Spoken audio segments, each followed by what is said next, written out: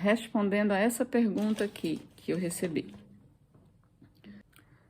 Meu filho perdeu o pai quando ele tinha 3 anos de idade.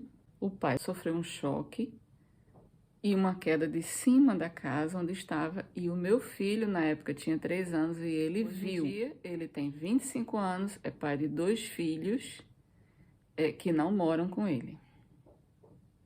Então, deixa eu explicar aqui. Primeiro conceito, lei do pertencimento.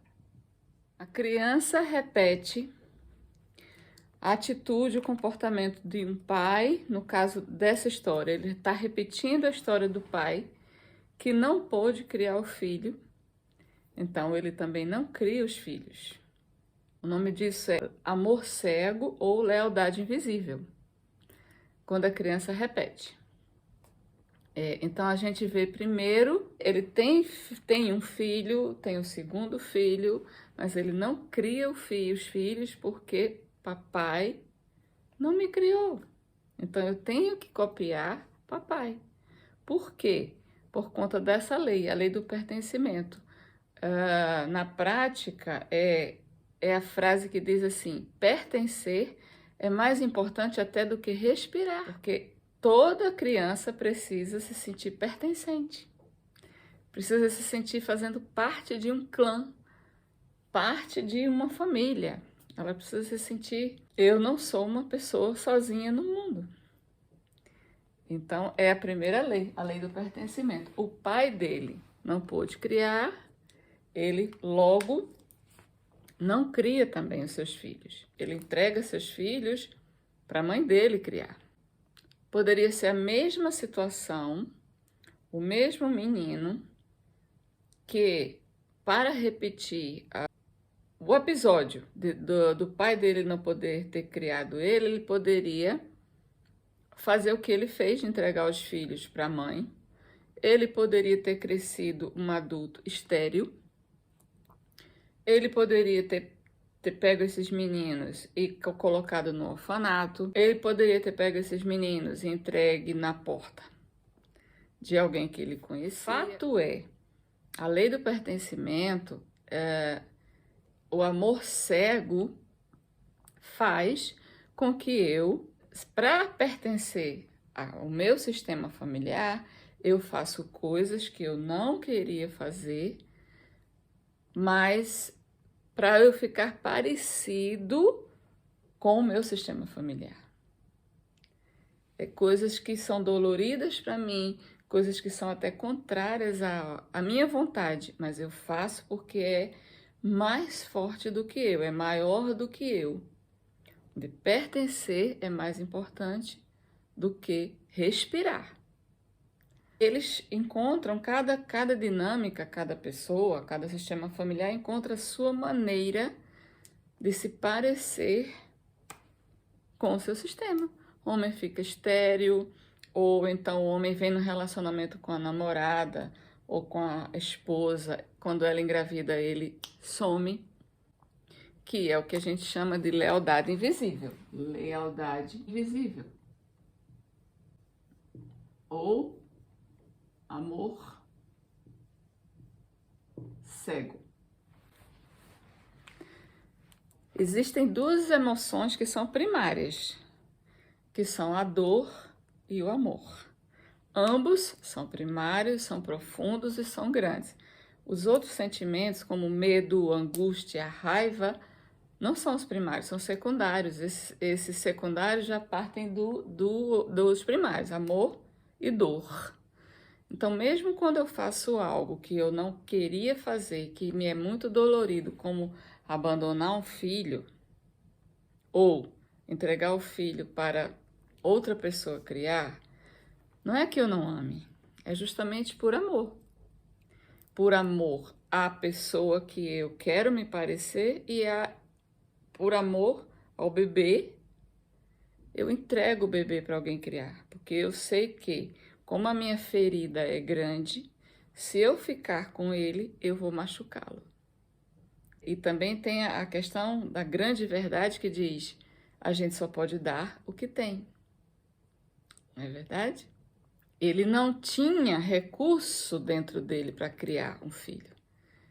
Por isso que ele deu. E por reconhecer que não tem recurso, e por reconhecer que iria machucar o filho, ele prefere dar por amor. Esse rapaz que viu o pai cair e falecer, ele não tem permissão do sistema familiar para criar os filhos. Da mesma maneira que o pai faleceu, sofreu um acidente e morreu porque ele não tinha permissão do sistema familiar para criar o filho. Não somos pessoas isoladas, então aqui está todo o sistema familiar. Aqui pequenininho está o pai do menino, aqui está o menino. E aqui estão os filhos dele. 3 gerações. Esse aqui não pôde criar o filho, esse não pôde criar os filhos. Esse problema começou aqui, no pai que caiu e morreu? Não. Começou aqui, no menino que viu o pai cair? Não.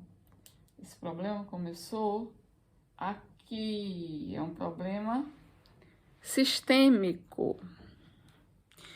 E aqui eu vou explicar o seguinte. Essa permissão do pai que faleceu, essa permissão que foi negada, ela foi negada por uma mãe.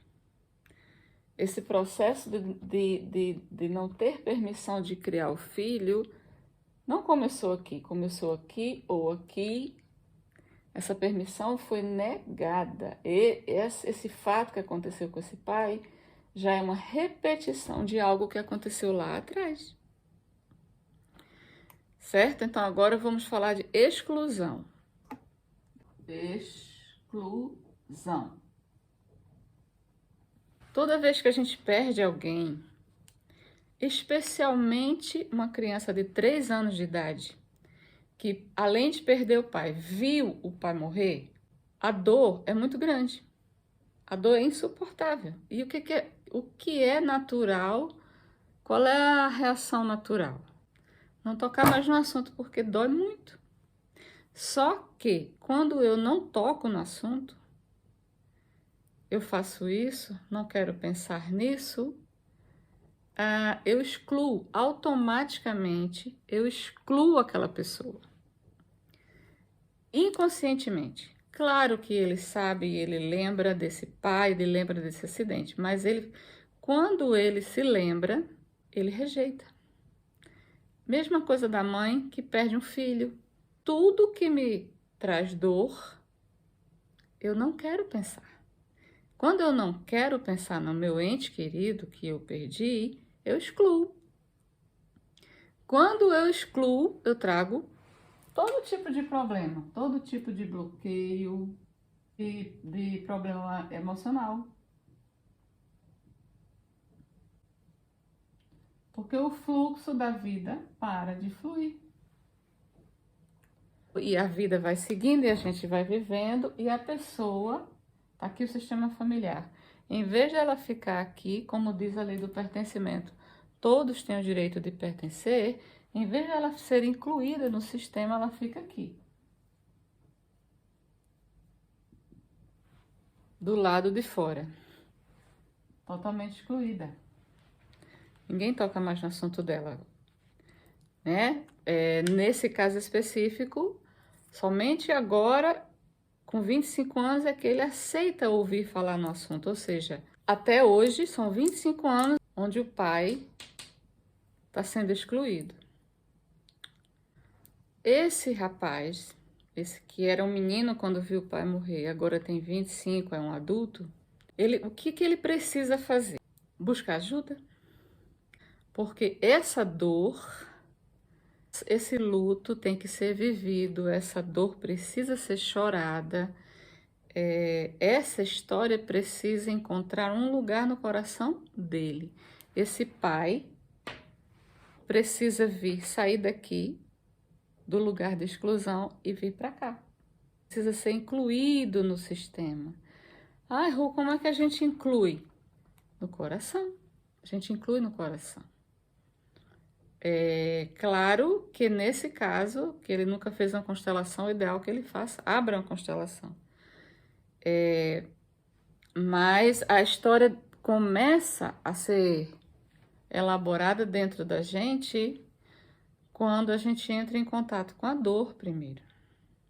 Primeiro eu preciso parar de negar que está doendo. Se ele passou 25 anos sem falar nessa dor, ele passou 25 anos negando, rejeitando tudo aquilo, ainda mais um episódio trágico desse.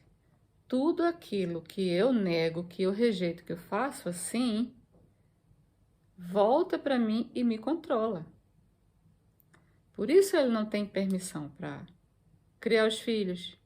Por isso ele não tem uma vida financeira, um trabalho bom. Ah, Hulk, eu pensei que ele não criava os filhos porque ele não tem uma situação financeira boa.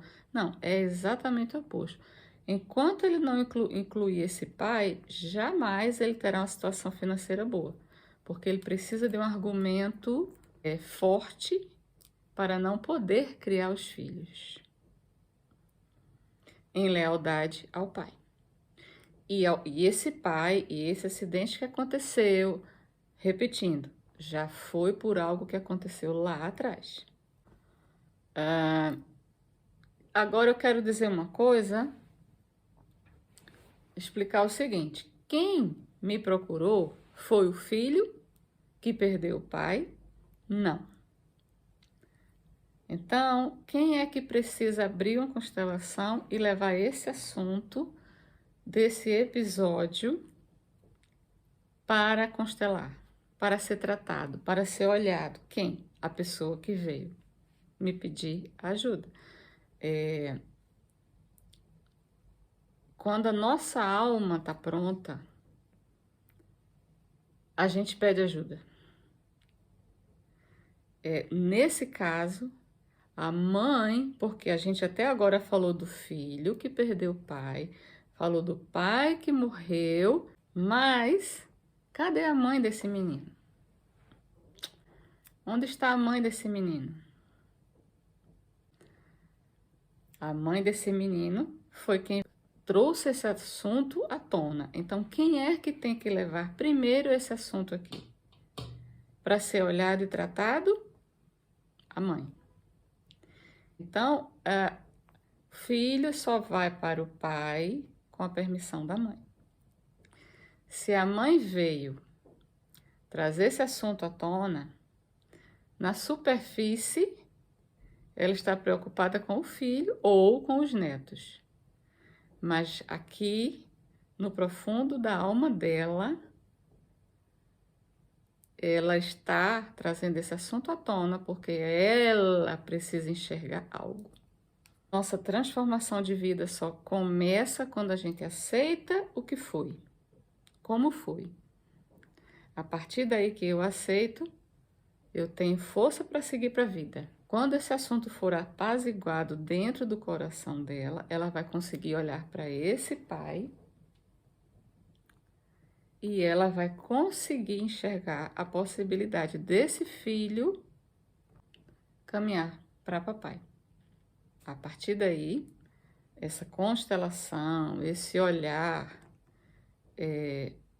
pode sim reverberar no filho. Toda vez que eu falo de um problema que eu vejo no outro, que eu percebo no outro, na verdade, eu estou falando de mim. Algo precisa ser visto em mim.